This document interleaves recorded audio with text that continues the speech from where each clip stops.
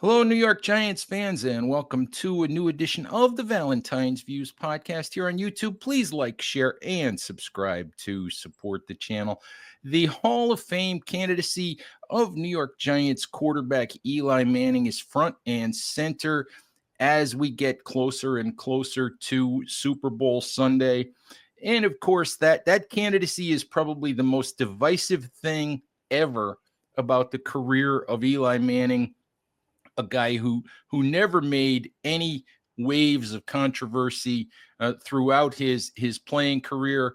And here to help me talk about Eli, talk about the Senior Bowl, the Giants, the Super Bowl, whatever other trouble we can get ourselves into, is Mike Tanier of Two Deep Zone, formerly of Football Outsiders. Mike, thanks for a few minutes. Pleasure to be here. We're not exactly burying the lead if we're diving right into Eli, though. Well, we gotta dive right into it before people decide that they don't want to listen to us anymore. Good point. So let's dive right into it. I reached out to you because not that long ago at your at Two Deep Zone, your Substack page, which folks should subscribe to, by the way. You had a piece about Eli. You had the opportunity to talk to some of the 50, I believe, voters for the Hall of Fame. Those votes have already been cast. Mm-hmm. That's already decided one way or another. The only people who don't know are the people who weren't in that room, right, at this point. So, but I was very taken, by some of what you heard from some of those people, and it's almost venomous in terms of the reaction to Eli as a Hall of Famer. Just you're laughing, but your thoughts on some of what you heard from people. It's venomous towards Eli's candidacy, and sometimes it's venomous of like one voter towards the other. I had to keep a lot of laundry out of the piece there, but I talked to a half dozen voters, and I cast as wide a random a net as I can cast in terms of who I'm speaking to, based on the fact that it's somebody I have their email address or their phone number for. So it's like that group, but it's not like I went and sought out like Eli Manning haters or detractors or lovers or anything like that. I sent out a bunch of text messages, and half dozen folks got back to me and spoke. And it was, of those half dozen people, not all of whom are friends, not all of whom are from one city or whatever, just in total, extremely skeptical, let's say, of Eli Manning's worthiness, at least as a first ballot person to enter the Hall of Fame. At best, I heard things, and you can read them in the article, about that were like, maybe in 8 or 9 years, if we're still talking about Eli, then maybe that'll be time to put him in. But yes, the venomousness. It was front and center. I'm looking at this, and one of the voters said, "Get back to me in 5 years." Yes. Another one said somebody's going to have to convince me that he belongs in the Hall of Fame at all. Oh, yeah. And it's amazing to me that this has been the most controversial thing about Eli's career. Well, that's a benefit for Eli, or that's something that hangs as a feather in Eli's cap. There was nothing controversial about him during his career, which is a big deal because he's a New York quarterback for 15 years. And the only controversial thing about it was his benching, in 2016. If you say, what's the second most controversial thing that happened, is they tried to bench him for Geno Smith and all hell broke loose in the organization. So that's a boon for Eli. And I'm not a big Eli Manning Hall of Fame supporter by any means. I recognize what is being said, against him. I'm coming on this Giants podcast saying that I would not vote for him in this class. At the same time, I try to hold olive leaves out, because when we get onto the internet at large, outside of New York or Giants fandom, there is an unbelievably large vocal groundswell against Eli's candidacy. And while I try to say I don't think Eli's a Hall of Famer in this class of 2025 group, I can also turn to these other people and say, stop talking about him like that. Stop acting like this is Trent Dilfer, please. Stop talking about this like it's Joe Flacco, please. It is not that either, and that we need to maybe find some consensus. And I did tell some of the voters, it's like maybe we have to find like a little bit of middle ground here in terms of talking about him in a way that's not a straw man argument. It's funny because I get it. All right. And obviously, as a guy who covered the Giants on a daily basis throughout most of Eli's career, Yeah. obviously I'm going to say I think he's a Hall of Famer. Right. I I can understand if he doesn't get in on the first ballot. Right. I can't understand someone looking at Eli Manning's career and saying he doesn't belong in the Hall of Fame at all. I, I I can't understand that. I And can't. I just can't see it in this like. And anyone who disagrees with me is like a POS. I can't get to that level. But I can look at the sum total of his career and say it's. I could say it's very borderline. Let's put it that way. no, I understand that argument, and you also, but you get into nuance too, Right. which voters don't want to hear nuance. They want to look at, yeah, he won 2 Super Bowls, but he was 117 and 117, and he threw a boatload of interceptions. Yeah. And Yeah. so, and it is what it is, but I look at it another way.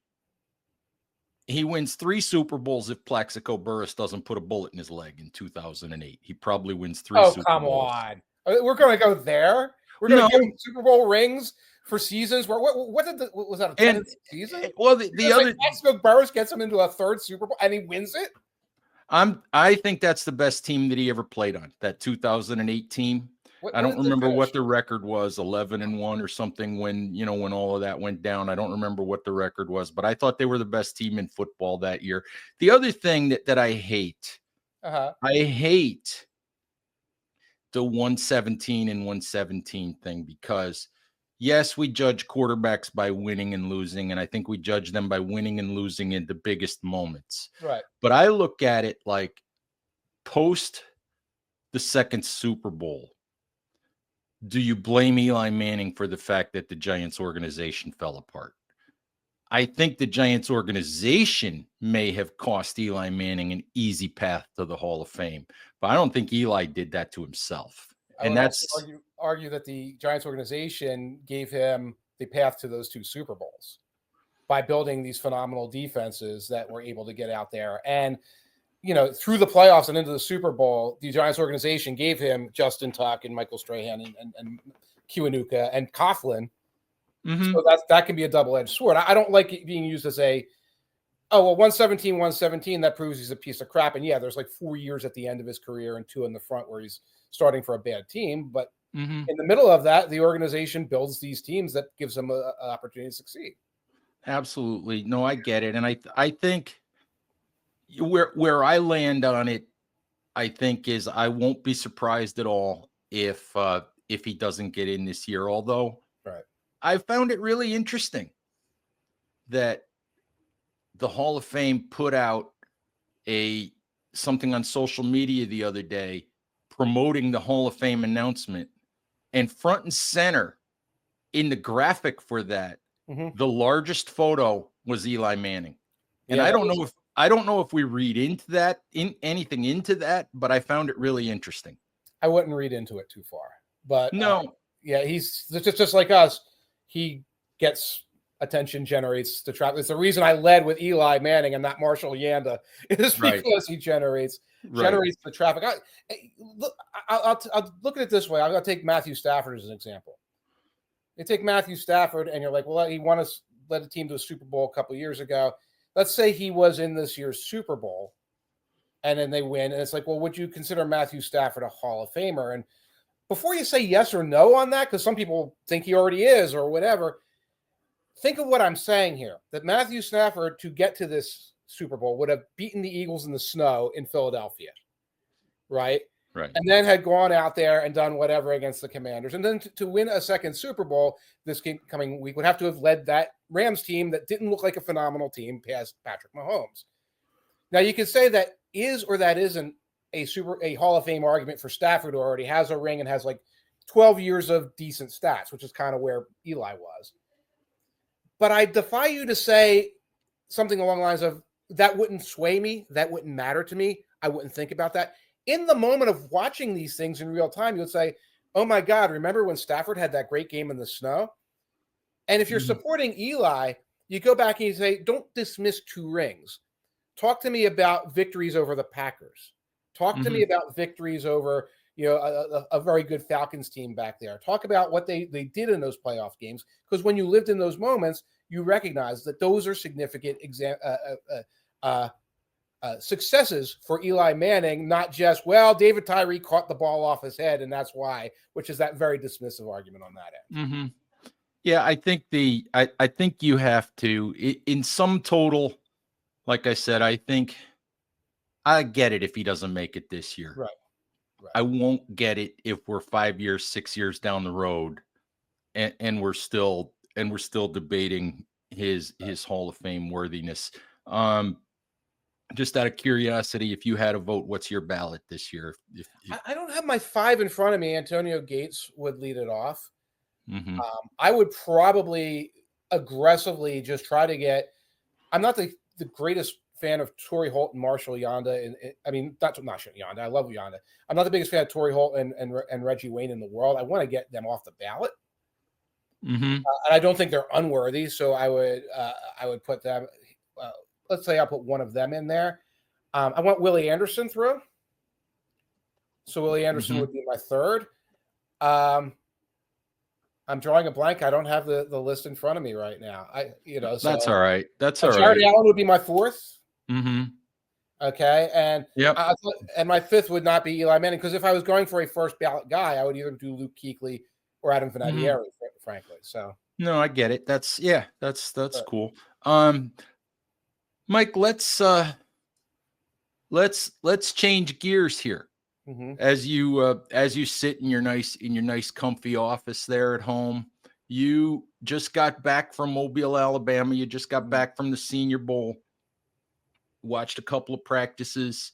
Kind of got the lay of the land for what's going on with the draft prospects. And let me just lead with this one, since it's front and center on the minds of Giants fans at this point. From what you can see, is the Jaxson Dart hype real? Where is it coming from? Well, it's sort of coming from everywhere, I guess. Just in terms of is he moving into the first round? Could he be the Giants guy? No. You don't think he's moving into the first round? I cannot perceive that there is Jaxson Dart hype. I cannot, from what I watched on film and from what I watched those last couple of days, Jaxson Dart does not look like anything but like a day 3 quarterback. I saw nothing out of Jaxson Dart that suggests that he should be moving up any draft boards. I saw him get media availability. I saw some of our colleagues doing long interviews with him, but no. You're not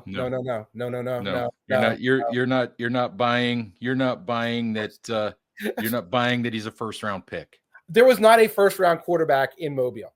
No, at all. Not him, not Jalen Milroe. And no matter how hard we might try to grind, I'm sorry if I'm coming in hot on this. No, it's fine. I love it. But dear heavens, to Murgatroyd, no. I mean, I watched him. I know he never. 2 things here. I know that he operated out of shotgun his entire college career. And I know that on day 1, quarterbacks at the Senior Bowl fumble snaps a lot. So it's a brand new center, et cetera, et cetera. But he was having a hard time with center exchanges. I don't consider that damning, again, because of the reasons I said. That he was having trouble with the exchanges. But how do you go from, I watched an entire practice watching a guy having a hard time field the ball from the center to, but other than that, he's a number 1 pick, a first round pick. How do you make that leap? I don't comprehend how anyone can even make that leap. Maybe they saw some things I didn't see when he was throwing the ball. Most of the time he was checking the ball down into the flats from what I saw, but I missed a first round pick emerge in Jaxson Dart. I'm sorry. Yeah, that's interesting. I mean, there's with the Giants sitting at 3, I guess what happens is there's discussion of, well, if Cam Ward and Shadur Sanders are gone, you're boned. There's Jaxson Dart's got a connection to Eli Manning. Ole Miss. He's got a connection to Eli from Ole Miss, from the Manning Manning Passing Academy. Passing academies. I forgot. So, Yes. So there's that. So the question becomes is if they miss on those two guys, could Jaxson Dart be the answer? Name a quarterback who had a connection to the Mannings through the Manning Passing Academy. Giants fans, name one. Yeah, I know who you're going with. And he was drafted number 6 overall. And it's so funny because I had someone suggest to me just this morning that what the Giants should do is trade down from 3 to 6. Okay. Let the Raiders have Shedeur and take Jaxson Dart at 6. And I was like, you really want to go down this road again by overdrafting a quarterback at number 6? Right. 6. I just, you know what? If they think Jaxson Dart can be a quality starting quarterback at some point, I can see it at some point. I can see it in the second round. I can see whatever, but I can't see making him your plan A at 6th overall. I just can't. Disastrous. And now I'm realizing that some of the hype might be coming from so many of the quotes, because I was around when he was doing his interviews, were like the Manning connection type of thing. And like, I would encourage John Mara and the people who run the Giants and fans of that predilection to let that go. Let that go. Now, I don't have a solution at number 3, assuming Shedeur is off the board and Ward is the number 1 overall. I do not have a Giants quarterback solution on the board. Yeah, maybe it's just take best available athlete, trade down, certainly be on the table. I don't know if there's something out there in free agency. I don't think it's a chance you might not get the guy this year, but you're right, Ed. Forcing it is the biggest disaster, because that's what got you where you are today, is by forcing it and taking somebody who looks vaguely Manning-ish. Yeah, that's why I look at him and I say, you want to take a shot at 34? Then I'll live with that. Yeah. You want to maybe trade up to 28 if you had to, if you're really, really convinced, but I can't go to 6 and do that again. I just can't. Me on day 3. You have thoughts on Shedeur Sanders, and I will preface that by saying that the biggest thing that worries me about Shedeur Sanders is the hovering presence of his father. You hear that? Okay, yes. Right. But anyway, yeah, that's it. It's Coach Prime. That's your problem. I haven't done like full detailed breakdowns on Shedeur yet. I mean, I obviously watched him on Sundays. Saturdays is what I'm trying to say here. He looks like he has all the tools. I think he'd be 1st, 2nd overall pick. Maybe he's the 3rd overall pick. Coach Prime will make himself part of the story. And that, if you're Brian Daboll, and we saw clips from the Shrine Bowl of Daboll dapping up Shedeur and talking to Shedeur and all this and that. Yeah. But if you're Brian Daboll and maybe even Joe Shane, the hardest part for me of drafting Shedeur, and I think they're desperate enough they might take the swing anyway. The hardest part about drafting Shedeur is that you're inviting Deion to hover above everything that you do. If you listen to Shedeur, Deion has been calling him in the middle of his interviews with teams. Yes. All right. Yeah. And that's not a good thing. That is not a good thing at all. Get out of the way, Deion. Let the kid do his interviews. But what you're doing if you're Brian Daboll is you're inviting a not only potential, but maybe probable successor to hover over you and question everything that you do. This is all true. There are no lies told. It's the most extreme case I've ever seen of this. And Coach Prime isn't like Tom Brady's dad, who could get overbearing, or some of these other guys along the way. This is somebody who can bring an entire marketing campaign and PR department and voices within the NFL and everything with him to bear. And when you take Shedeur, and somebody should take Shedeur, you have to have somebody around with the gravitas to fight back against Tom Brady. And it can't be a lame duck head coach and GM. Like, maybe it's Tom Brady. Maybe that's why that's why it's Prime. Shut up. Right. Prime, don't do this. I'll come after you. It's got to be somebody of that level. Jarrett could have gotten into the back room somewhere and worked something out with Prime. Probably would have made him a coach or GM or something like that, but not the Giants. Yeah, that's what worries me is player wise, he might have the on-field skills, but I just worry about, and the Giants, people laugh at them for Hard Knocks and all of that, but I don't think the Giants have ever intentionally invited the circus to town. No, that's a Jets move. And it's amazing that Coach Prime doesn't realize that he's a problem right now.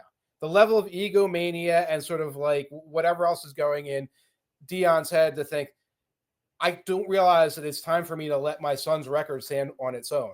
Like you should be as a coach and a father realize I'm potentially getting in the way here and piping down. And Dion refuses to pipe down on this. He is going to go into this draft class making sure he's talking through all of this, just talking over his son practically.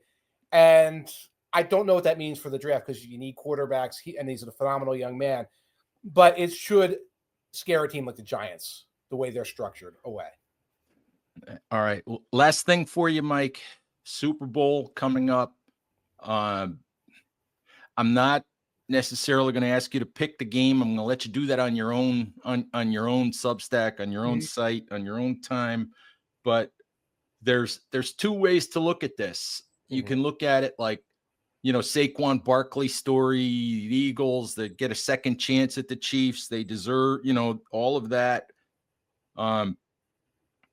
There are people that are just plain tired of the Chiefs and the three-peat and Travis Kelce and all the headlines and Taylor Swift and all of that. I'm a person who I love the idea of greatness. I love the idea of watching history get made. So I'm rooting for a three-peat. I'm just curious. I'm not asking for you to pick the game, but in your pure rooting interest, what would you like to see? You see my background, right? And folks who can't see my background, of course, Ed knows me. I've got Reggie White hanging and an Eagles cup and an Eagles Bud Light commemorative Lane Johnson signed thing. So, as a rooting interest for my lifelong rooting interest, I was an Eagles fan. I'll be flying there from Philly. I'd like to see an Eagles victory. But as a fan of football, my first thought was, like a lot of people, Bills Lions would have been great. Bills Lions would have been great because you got all these new people to talk to and talk about, et cetera, et cetera. I respect the excellence of the Chiefs. I'm not one of these people who's become a Chiefs hater or a Chiefs conspiracy theorist or anything else like that.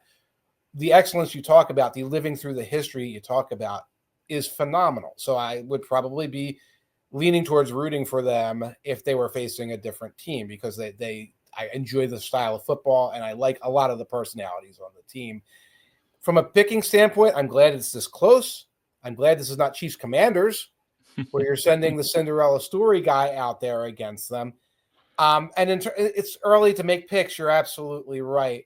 But I did this. I'm going to do this on a lot of radio. I've done this. I did this for years with Brady all through the 2010s. And you would see the Patriots opponents and you would see a great team like the Rams that one year, or you'd see a team like the Falcons who were really strong that year. You'd start stacking up the opponent's advantages.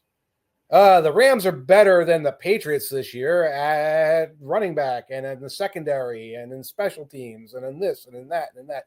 You'd stack up your stack and you say, does this stack add up to Brady and Belichick?